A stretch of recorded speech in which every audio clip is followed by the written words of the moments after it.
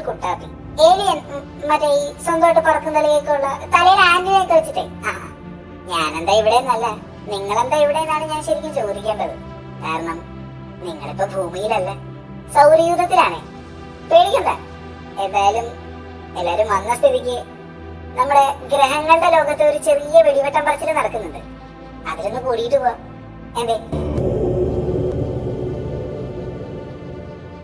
ആഹാ, ഇതാര് ചന്ദ്രചേട്ടനോ? Hello. Hello ഭൂമി മോളെ, നീയായിരുന്നോ? എന്താ പരിപാടി? ഓ, എന്ത് പരിപാടി, വെറുതെ ഇങ്ങനെ. പിന്നെ നീ വല്ലതും അറിഞ്ഞായിരുന്നോ? നീയാണിപ്പോ ഇവിടുത്തെ ചർച്ചാ വിഷയം. ഞാന് എന്തിന്? പൊന്നു കൊച്ചെ, വല്ല റോക്കച്ചെങ്ങാനോടനെ ഇങ്ങോട്ടുണ്ടോ? ഇത് അതൊന്നും അല്ല, ഇത് വേറൊരു കാര്യം. നീ ഒന്നുകൂടെ ഒന്ന് ഓർത്തു നോക്കിയേ. വേറെ ഇപ്പൊ എന്താ? ബെസ്റ്റ്.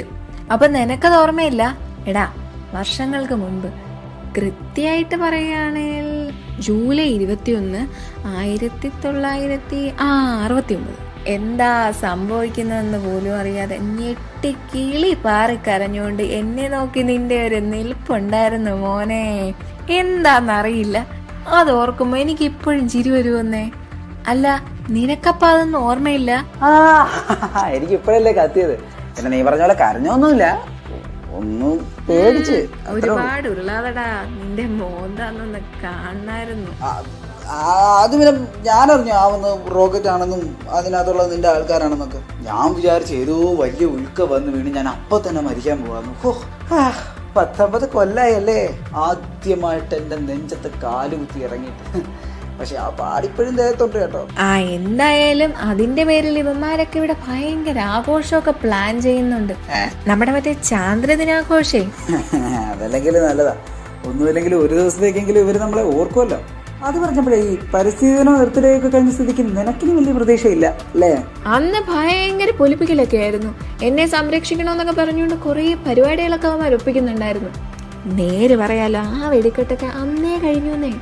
ഇനിയിപ്പോ അവന്മാര് തിരിഞ്ഞ് നോക്കിയാലായി, നോക്കിയില്ലേലായി. ഇനിയിപ്പോ വരും, അടുത്ത കൊല്ലം കൂടോടെ വരും. അന്നേരം ഞാൻ ഉണ്ടാവുക ആവോ?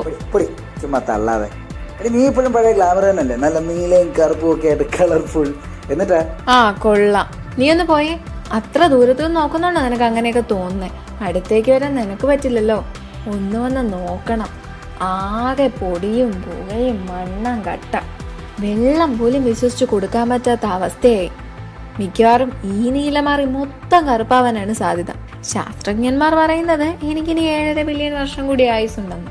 ജാതകപ്രകാരം എനിക്ക് അത്രയും ആയുസൊക്കെ ഉണ്ടെങ്കിലും ഈ പോക്ക് പോവാണെങ്കിൽ എനിക്കൊരു വിശ്വാസവും ഇല്ലേ. എന്നെ മനുഷ്യര് നേരത്തെ പടിയാക്കുമെന്നാ തോന്നുന്നേ. ഇങ്ങനെ കിടന്ന് നെഗറ്റീവ് അടിക്കല്ലേ എന്റെ കൊച്ചേ. നീ ചുമ്മാ മോങ്ങാതെ. നിന്നെ നശിപ്പിച്ച പിന്നെ അവരെവിടെ പോകും? അപ്പൊ ഒന്നും അറിഞ്ഞില്ലല്ലേ? ഇടയ്ക്കിടയ്ക്ക് നിന്റെ അടുത്തേക്ക് ഇവിടെ നിന്ന് ഓരോന്ന് വരുന്നില്ലേ? അത് ചുമ്മാ റോക്കറ്റ് വിട്ട് കളിക്കൊന്നും അല്ല. നിന്റെ ഉപരിതലത്തിലെ മണ്ണും പൊടിയും കല്ലും ഒക്കെ അവരിവിടെ ഇട്ട് തകൃതിയായി പരിശോധിക്കുന്നുണ്ട്. എന്തിന്? ഈ അടുത്ത് നിന്റെ ദക്ഷിണ ധ്രുവത്തിൽ വെള്ളമുണ്ടെന്ന് വരെ അവർക്ക് പിടികിട്ടിയില്ലേ? ഉടനെ തന്നെ കുറെ കൂടി മനുഷ്യർ നിന്റെ അടുത്തേക്ക് ഇവിടെ നിന്ന് വരുന്നുണ്ട്. എന്തോന്ന്? അപ്പൊ പിന്നെ കഥയിലും കവിതയിലും ഒക്കെ അവന്മാർ എന്നെ കുറിച്ച് വച്ച് കീർന്ന് കേട്ടിട്ടുണ്ടല്ലോ. ഞാൻ മാനവും മര്യാദയ്ക്കും പണി നോക്കി ചുമ്മാ വെട്ടോടിച്ച് കറങ്ങി നടന്നതായിരുന്നു. ഇനി അവന്മാർ എന്റെ നെഞ്ചത്ത് മുഖാലിടൂ. നീ സൂക്ഷിച്ചോ. 10-20 കൊല്ലത്തിനുള്ളിൽ അവരവിടെ ചിലപ്പോ ഒരു ചായക്കട തന്നെ ഇട്ടെന്ന് വരും. മനുഷ്യര് ചില്ലറക്കാരല്ല മോനെ. തന്നെ എന്റെ പ്രപഞ്ച ഭഗവാന്, ഏത് ഗ്രഹണം പിടിച്ച സമയത്താണോ ഇതൊക്കെ? അതെ, കൊറേ നേരമായി.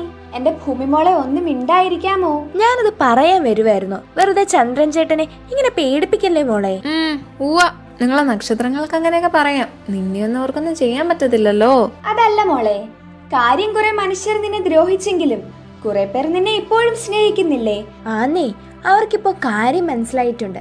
നീ ഇല്ലാതെ അവർക്ക് ജീവനില്ലെന്ന്. നിന്നെ ചേർത്ത് പിടിക്കാൻ ഇപ്പൊ കുറെ ആൾക്കാരുണ്ട്. പേടിക്കണ്ട കേട്ടോ. ചന്ദ്രൻ ചേട്ടാ, നിങ്ങളെയും അവരൊന്നും ചെയ്യത്തില്ല കേട്ടോ.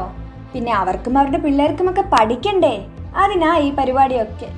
പഠിക്കാനാണെങ്കിൽ പഠിച്ചോട്ടെ. രാകേഷ് ശർമ്മയോ ആംസ്ട്രോങ്ങോ ആരെങ്കിലും എത്ര തവണ വേണമെങ്കിലും ഒന്ന് പഠിച്ചോട്ടെ, ഒരു കുഴപ്പമില്ല. ഇതിപ്പോ എവിടെന്നാ? അതാ ചൊവ്വയാ. നീ ഇവിടെ മനുഷ്യരെ കുറിച്ച് പറഞ്ഞതൊക്കെ ഏതോ വാൽനക്ഷത്രം അവിടെ ചെന്ന് പറഞ്ഞിട്ടുണ്ട്. അത് കേട്ട് പേടിച്ച് കരയുവാ പാവം. എന്തിനാ അവകടന്ന് കരയുന്നത്? അവന്റെ അടുത്തോട്ടും പോയിട്ടുണ്ടല്ലോ 2-3 സാറ്റലൈറ്റ്സ്, എന്തോ ക്യൂരിയോസിറ്റിയോ അങ്ങനെ എന്തൊക്കെയോ. അപ്പൊ ഈ പറയുന്നത് കേട്ട് അവനും ഒരു പേടി. അയ്യോ, ഇനിയിപ്പോ നമുക്ക് പണിയാവോ? ഏയ് അത് സാരമില്ല, ഞങ്ങളവനെ പറഞ്ഞു മനസ്സിലാക്കിച്ചോളാം കേട്ടോ. Don't worry. പിന്നെ വാൽനക്ഷത്രത്തെ കണ്ടാ പറയണേ, ഇനി മേല അവൻ ഇതുപോലെ ആരെങ്കിലും നടന്ന് പേടിപ്പിച്ച അവന്റെ വാല് ഞാൻ വെട്ടി ദൂരെ കളയും. അപ്പൊ ചേട്ടാ ചെലവുണ്ടേ? ആ ഉണ്ട്, ചെലവുണ്ട്. പിന്നെന്താ, കൂടിക്കോ, നമുക്ക് പൊളിക്കാം. പിന്നല്ല. അപ്പൊ പിന്നെ ശരി, എന്റെ വക ചാന്ദ്രദിനാശംസകൾ. Thank you my dear, thank you so much.